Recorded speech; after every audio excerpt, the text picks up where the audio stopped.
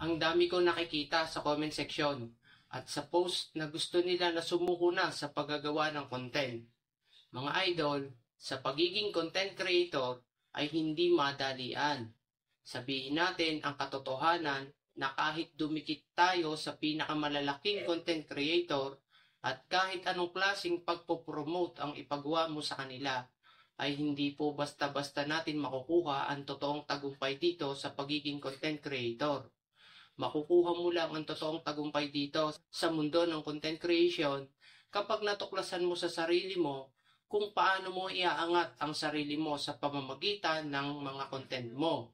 Tandaan mo idol, content creator tayo at ang nilalaman ng pinag-uusapan para tayo ay umangat at makilala. Kaya kung talagang content creator ka, ipagpatuloy mo ang paggawa ng content at ang pagpapalawak ng mga kaalaman mo para dito.